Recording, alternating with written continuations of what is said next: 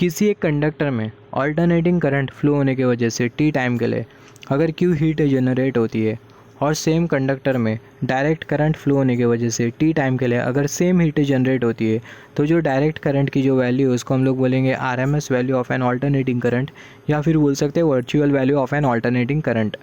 तो यहाँ पर हमने एक सिंपल सा एग्जांपल कंसीडर किया है। यहाँ पर हमने कंसीडर किया ये है कंडक्टर, और ये कंडक्टर के साथ हमने कनेक्ट किया एसी सोर्स कनेक्ट करने की वजह से होगा क्या, ये कंडक्टर में ऑल्टरनेटिंग करंट फ्लो होगा। तो ये कंडक्टर में ऑल्टरनेटिंग करंट फ्लो हो रहा है टी टाइम के लिए, और ये कंडक्टर ने हीट जनरेट किया जिसको हमने कंसिडर किया क्यू।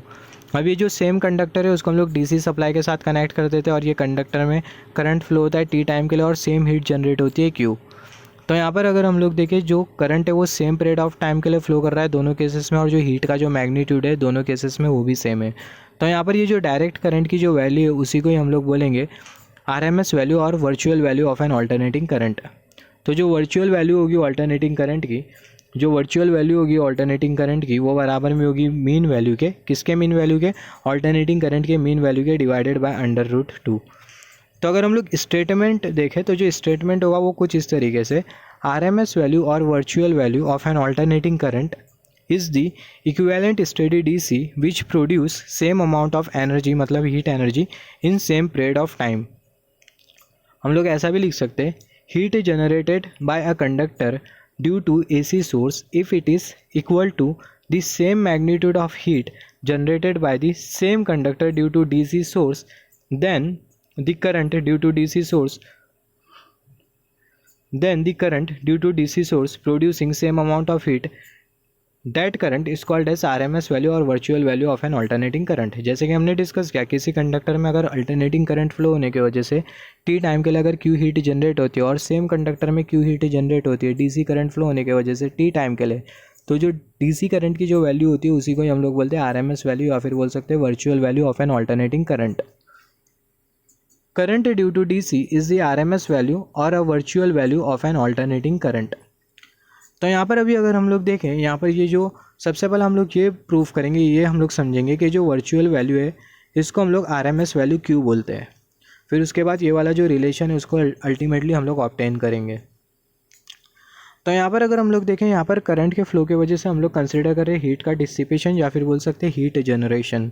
तो यहाँ पर हम लोग कंसिडर करेंगे जूल्स लॉ के हिसाब से जो हीट जो जनरेट होगी करंट के फ्लो की वजह से वो बराबर में होगी करंट का square into resistance of conductor, और कितने टाइम के लिए जो करंट है वो फ्लो कर रहा है कंडक्टर में, जो कि हमें इंडिकेट कर रहा है टी।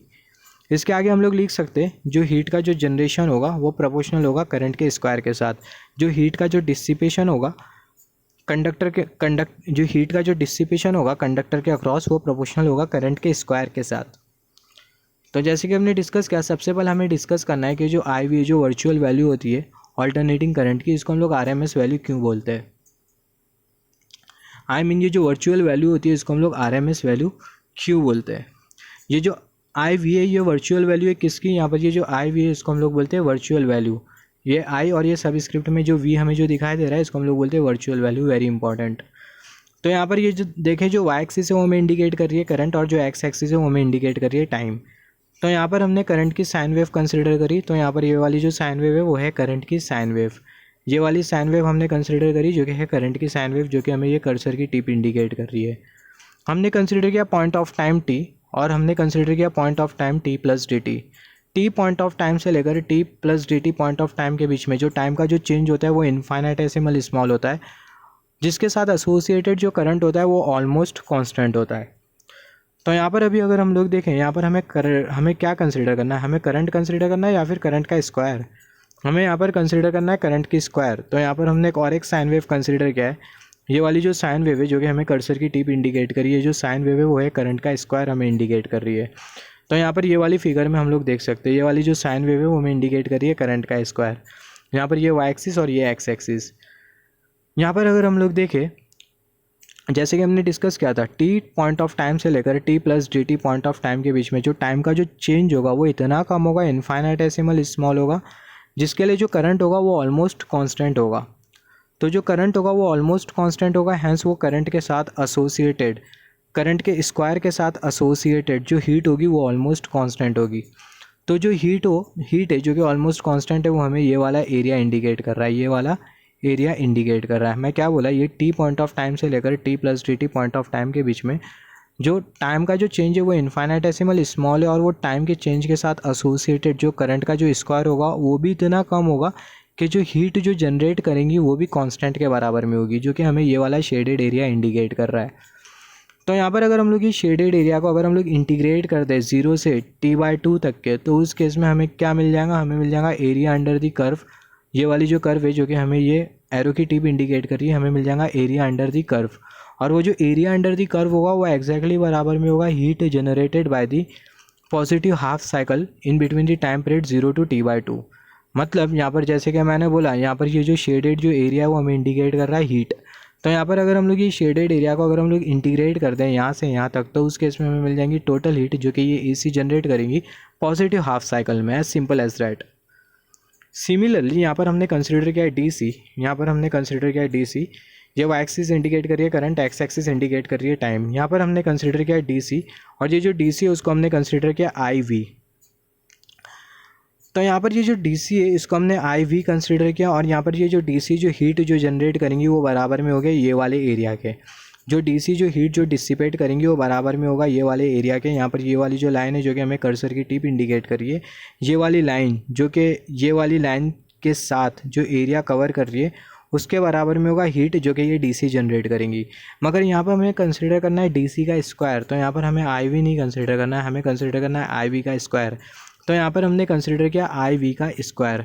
तो ये जो डीसी जो हीट जो जनरेट करेंगी वो बराबर में होगा ये वाले एरिया के। मतलब ये जो आई वी का स्क्वायर, ये वाली जो लाइन है वो जो एरिया जो कवर कर रही है ये टाइम एक्सिस के साथ यहाँ से यहाँ तक, वो एरिया के बराबर में होगा हीट जो कि ये डीसी जनरेट करेंगी। तो यहाँ पर अभी अगर हम लोग देखें, यहाँ पर ये वाला एरिया, यहाँ पर ये वाला एरिया, और यहाँ पर ये जो एसी का ये वाला जो एरिया है वो दोनों बराबर में होगा, जैसे कि हमने डिस्कस किया था एवरेज वैल्यू के कॉन्सेप्ट में। डीसी का ये वाला एरिया, इतना पूरा एरिया जो कि कर्सर मूव कर रहा है जितने एरिया में, ये वाला पूरा एरिया, और यहाँ पर ये जो एसी का ये वाला जो पूरा जो एरिया होगा वो दोनों जो एरिया होगा वो बराबर में होगा, जो कि हमने डिस्कस किया था एवरेज वैल्यू के कॉन्सेप्ट में। तो यहाँ पर ये जो डीसी जो हीट जो जनरेट करेंगी वो एसोसिएटेड होगा ये वाले एरिया के साथ, और यहाँ पर ये जो एसी जो हीट जो जनरेट करेंगी वो एसोसिएटेड होगा ये वाले एरिया के साथ, जो कि ये आई स्क्वायर की जो कर्व है जो टाइम एक्सिस के साथ जो एरिया कवर कर रही है उसके साथ। तो यहाँ पर अभी अगर हम लोग देखें, यहाँ पर ये जो डीसी की जो वैल्यू है उसको हमने कंसिडर किया आई वी स्क्वायर। तो ये जो डीसी की जो वैल्यू है आई वी स्क्वायर वो एवरेज वैल्यू होगी किसकी, ये आई स्क्वायर की। ये हमने सब डिस्कस किया एवरेज वैल्यू के कॉन्सेप्ट में, average value mean value of an alternating current.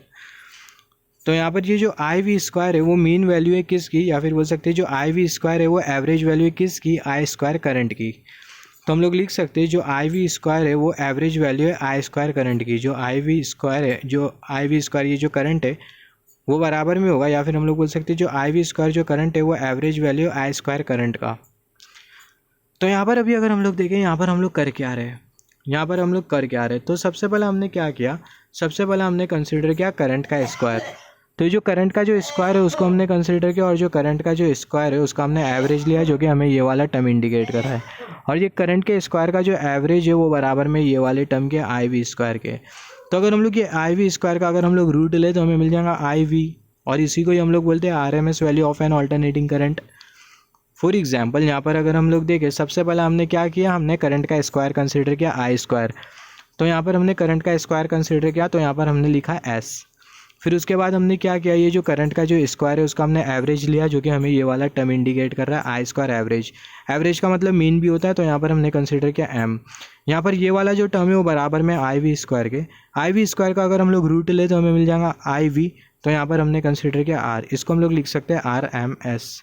तो यहाँ पर हम लोग क्या कर रहे हैं, हम लोग रूट ले रहे, मीन ले रहे, स्क्वायर ले रहे, तब जाके हमें मिल रहा है आई वी। मतलब ये जो एसी करंट है आई स्क्वायर, इसका हम लोग ये जो ऑल्टरनेटिंग करंट है इसका हमने सबसे पहले स्क्वायर कंसिडर किया। स्क्वायर लेने के बाद इसका हमने एवरेज लिया, फिर उसके बाद हमने रूट लिया, तब जाके हमें मिला ये आई वी। तो ये जो आई वी होता है इससे आरएमएस वैल्यू बोला जाता है ऑल्टरनेटिंग करंट का। साथ ही साथ इसको वर्चुअल वैल्यू भी बोला जाता है ऑल्टरनेटिंग करंट का। तो यहाँ पर अभी अगर हम लोग देखें तो ये जो आई वी होता है वो बराबर में होता है आई एम डिवाइडेड बाय √2। यहाँ पर अगर हम लोग देखें, यहाँ पर ये जो आई वी होता है वो बराबर में होता है आई एम डिवाइडेड बाय √2। अभी इसे हमें प्रूफ करना है। तो जैसे कि हमने डिस्कस किया था, यहाँ पर हमने कंसिडर किया था infinitesimal point of time. Infinitesimal point of time के बीच में जो करंट होता है वो कांस्टेंट होता है और जो हीट डिसिपेशन होता है वो भी होता है कांस्टेंट एसी के केस में। तो यहाँ पर ये जो एरिया अगर इसको हम लोग इंटीग्रेट कर दें यहाँ से यहाँ तक, तो उस केस में हमें मिल जाएगा टोटल हीट डिसिपेशन, जो कि पॉजिटिव हाफ साइकिल में जनरेट होगा, या फिर पॉजिटिव हाफ साइकिल में टोटल जो हीट एनर्जी जो डिसिपेट होगा, ये एसी के पॉजिटिव हाफ साइकिल में टोटल जो हीट एनर्जी जनरेट होगी उसको फाइंड आउट करने के लिए यहाँ पर ये वाला जो एरिया उसको हम लोग इंटीग्रेट कर देंगे 0 से T/2 तक। ये वाले एरिया को हम लोग क्यों इंटीग्रेट करेंगे, क्योंकि हमने कंसिडर किया T से T+dt पॉइंट ऑफ टाइम, और ये जो पॉइंट ऑफ टाइम के बीच का जो टाइम है उसमें जो चेंज है वो इनफाइनाइटेसिमल स्मॉल है, हैंस जो करंट का जो स्क्वायर है वो भी कांस्टेंट है, हैंस जो हीट का जो मैग्नीट्यूड है वो भी कांस्टेंट है। तो इसको अगर हम लोग इंटीग्रेट करते हैं यहाँ से यहाँ तक, तो उस केस में हमें मिल जाएगा total heat generated in positive half cycle. तो total heat evolve in positive half cycle. तो यहाँ पर अभी अगर हम लोग देखें, हमें पता है as per the joules law Q = I² × RT। यहाँ पर हमने डिस्कस किया था, यहाँ पर ये इनफाइनाइटेसिमल पीरियड ऑफ टाइम के लिए जो चार्ज होगा वो भी इनफाइनाइटेसिमल स्मॉल होगा, जो कि होगा dq, या फिर जो चार्ज में जो चेंज होगा या फिर करंट में जो चेंज होगा वो भी इनफाइनाइटेसिमल स्मॉल होगा, जो कि होगा कांस्टेंट ऑलमोस्ट। तो यहाँ पर हमें मिल जाएगा dq = I², और यहाँ पर ये r, और यहाँ पर हमने कंसिडर किया dt। यहाँ पर ये जो I है वो बराबर, हमें पता है जो इंस्टेंटेनियस करंट होता है I वो बराबर में होता है Im × sin ωt। तो यहाँ पर अगर हम लोग देखिए, ये जो I² है इसके जगह हम लोग पुट कर देंगे Im × sin ωt, और यहाँ पर ये स्क्वायर है, यहाँ पर ये स्क्वायर है, तो यहाँ पर हमने कंसिडर किया होल स्क्वायर। यहाँ पर ये जो r है उसको हमने कंसिडर किया, यहाँ पर ये जो dt है उसको हमने यहाँ पर कंसिडर किया। इसके आगे हम लोग लिख सकते हैं dq = Im² sin² ωt r × dt। यहाँ पर इसको हमने एक्सपांड करके लिखा Im² sin² ωt × r × dt। तो यहाँ पर अभी अगर हम लोग देखें, यहाँ पर ये जो dq होगा उसको हम लोग इंटीग्रेट कर देंगे, और ये वाला जो टर्म होगा इसको भी हम लोग इंटीग्रेट कर देंगे। तो अगर हम लोग इंटीग्रेट करते हैं ये पूरे को, तो हमें क्या मिलेगा, हमें मिल जाएगा टोटल हीट इवॉल्व्ड इन पॉजिटिव हाफ साइकिल। तो यहाँ पर हमने कंसिडर किया इंटीग्रेशन की साइन, और जो लोअर जो लिमिट होगी वो होगी 0, और जो अपर लिमिट होगी वो होगी q। यहाँ पर हम लोग टाइम के रेस्पेक्ट में इंटीग्रेट कर रहे हैं, तो जो लोअर जो लिमिट होगी वो होगी 0, और जो अपर जो लिमिट होगी वो होगी T/2। तो यहाँ पर हमें मिल जाएगा 0, और यहाँ पर अपर लिमिट T/2। अभी हम लोग क्या करेंगे, जो Im² और यहाँ पर ये जो r है उसको हम लोग इंटीग्रल के बाहर ले लेंगे, तो मिल जाएगा Q = Im² × r, और यहाँ पर हमने कंसिडर किया इंटीग्रेशन की साइन, और यहाँ पर ये sin² ωt × dt, और जो लोअर लिमिट है वो है 0, और जो अपर लिमिट है वो है T/2। यहाँ पर ये जो sin² ωt × dt है ये बराबर में होगा 1 - cos 2 ωt के। तो इसके आगे मिल जाएगा Q = Im² × r इंटीग्रेशन, यहाँ पर ये 0, lower limit upper limit T/2, यहाँ पर sin² ωt × dt ये बराबर में होगा 1 - cos 2 ωt / 2, और यहाँ पर हमने कंसिडर किया dt। तो यहाँ पर अभी अगर हम लोग देखें, यहाँ पर ये जो 2 है उसको Im² × r उसके डिनोमिनेटर में भेज देंगे, तो हमें मिल जाएगा Q = Im² × r, और यहाँ पर ये डिनोमिनेटर में 2 इंटीग्रेशन जो लिमिट होगी 0 से T/2, और ये जो 1 - cos 2 ωt × dt उसको हमने यहाँ पर कंसिडर किया 1 - cos 2 ωt × dt। अभी हम लोग क्या करेंगे, इसको अगर हम लोग एक्सपांड करके लिखे तो हम लोग कुछ इस तरीके से लिख सकते हैं Im² × r / 2, और यहाँ पर ये इंटीग्रेशन के साइन और ये dt, आई मीन ये जो 1 है इसको अगर हम लोग एक्सपांड करके लिखे तो कुछ इस तरीके से लिखेंगे, यहाँ पर ये dt, और जो लिमिट होगा वो होगा 0 से T/2 माइनस साइन, यहाँ पर इसको हम लोग लिखेंगे cos 2 ωt हो जाएगा इंटीग्रेशन, ये लिमिट 0 से T/2 cos 2 ωt × dt। अभी हम लोग क्या करेंगे, dt को इंटीग्रेट करेंगे, cos 2 ωt × dt इसको हम लोग इंटीग्रेट कर देंगे। मतलब हमने यहाँ पर किया क्या, यहाँ पर ये जो dt है उसको हमने 1 के साथ मल्टीप्लाई किया, और हमें मिल जाएगा integration of dt limit 0 to T/2। dt को अगर हम लोग cos 2 ωt के साथ अगर हम लोग मल्टीप्लाई करें तो हमें मिल जाएगा integration of cos 2 ωt × dt, lower limit 0 upper limit T/2। अभी क्या होगा, अभी हम लोग करेंगे इसको इंटीग्रेट, जब हम लोग dt को इंटीग्रेट करेंगे तो हमें मिलेगा T/2, और जब हम लोग ये वाले टर्म को इंटीग्रेट करेंगे तो हमें आउटकम मिलेगा 0। तो यहाँ पर जब इसको हम लोग इंटीग्रेट करेंगे तो आउटकम हमें किस तरीके से 0 मिलेगा, तो जब इसको हम लोग इंटीग्रेट करेंगे, यहाँ पर जब इसको हम लोग इंटीग्रेट करेंगे तो हमें मिल जाएगा sin 2 ωt / 2 ओमेगा, और जो लोअर लिमिट होगी वो होगी 0, और जो अपर लिमिट होगी वो होगी T/2। तो यहाँ पर अभी अगर हम लोग देखें, यहाँ पर ये t के जगह हम लोग पुट कर देंगे कैपिटल लेटर T/2, तो हमें मिल जाएगा sin 2 ω × T/2 minus sine of 0 / 2 omega. यहाँ पर अगर हम लोग देखें यहाँ से 2 कैंसिल हो जाएगा, यहाँ से 2 कैंसिल हो जाएगा, हमें मिल जाएगा ओमेगा टी, और ये जो ओमेगा टी होगा वो बराबर में होगा 2 पाई के। तो हमें मिल जाएगा sine of 2 pi minus cosine of 0 divided by 2 into pi. यहाँ पर ये साइन ऑफ 0 ये हो जाएगा 0 और ये पूरा टर्म हो जाएगा 0, अल्टीमेटली हमें मिल जाएगा 0। तो यहाँ पर ये वाला जो इंटीग्रल है वो 0 के बराबर में होगा, और यहाँ पर ये वाला जो इंटीग्रल है वो बराबर में होगा t/2 के। तो हमें मिल जाएगा q is equal to I M square into R divided by 2, और यहाँ पर हमें मिल जाएगा t/2 माइनस 0।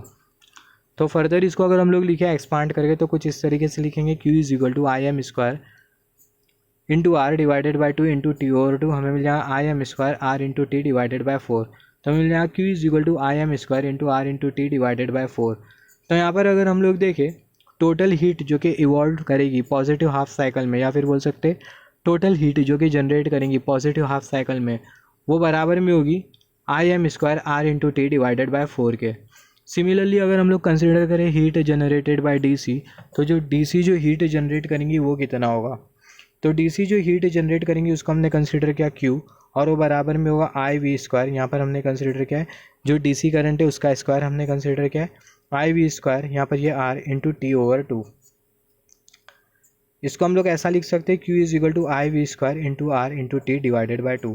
तो यहाँ पर अगर हम लोग देखें ये वाला जो टर्म है वो हमें इंडिकेट कर रहा है heat evolved by DC in same period of time, और यहाँ पर अगर हम लोग देखें यहाँ पर ये वाला जो टर्म है वो हमें इंडिकेट कर रहा है heat evolved by AC in positive half cycle in same period of time. यहाँ पर अगर हम लोग देखें यहाँ पर जो टाइम होगा, जो पीरियड ऑफ टाइम होगा वो सेम होगा। जैसे हमने डिस्कस किया था अल्टरनेटिंग करंट एक कंडक्टर में से फ्लो हो रहा है टी टाइम के लिए, और उसके वजह से हीट जनरेट हो रही है। और अगर सेम कंडक्टर में से DC current flow T time के लिए, तो दोनों केसेस में हम लोग जो टाइम ड्यूरेशन कंसिडर कर रहे हैं वो सेम है। डीसी भी जब हम लोग कंसिडर करेंगे तभी टाइम ड्यूरेशन जो होगा एसी में जो टाइम ड्यूरेशन होगा वो भी सेम होगा। यहाँ पर अगर हम लोग ग्राफिकली समझे, ये जो एसी का जो टाइम ड्यूरेशन है वो है 0 से t/2, और जो डीसी का भी जो टाइम ड्यूरेशन होगा वो होगा 0 से t/2। तो यहाँ पर अभी अगर हम लोग देखें टाइम ड्यूरेशन दोनों केसेस में सेम होगा। तो यहाँ पर अगर हम लोग ये दोनों को कंसिडर करें, यहाँ पर heat evolved by AC in positive half cycle and heat evolved by DC in same period of time, तो हमें मिल जाएगा I V square R into T divided by 2। ये वाला जो टर्म है इसको हमने यहाँ पर कंसिडर किया इज इक्वल टू, ये वाला जो टर्म है उसको हमने यहाँ पर कंसिडर किया I M square R into T divided by 4। यहाँ पर अगर हम लोग देखें 2 1s आर 2, हमें मिल जाएगा यहाँ पर 2 2s आर 4, यहाँ से आर इंटू टी और यहाँ से आर इंटू टी कैंसिल हो जाएगा। अल्टीमेटली हमें मिलेगा आई वी स्क्वायर और यहाँ पर हमें 2 मिलेगा, हमें मिल जाएगा I V square is equal to I M square divided by 2।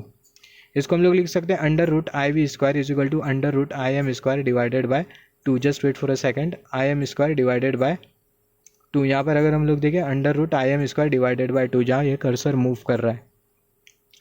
यहाँ पर अगर हम लोग देखें यहाँ से रूट कैंसिल हो जाएगा, यहाँ से स्क्वायर कैंसिल हो जाएगा, यहाँ से स्क्वायर कैंसिल हो जाएगा और यहाँ से रूट कैंसिल हो जाएगा, हमें मिल जाएगा आई वी।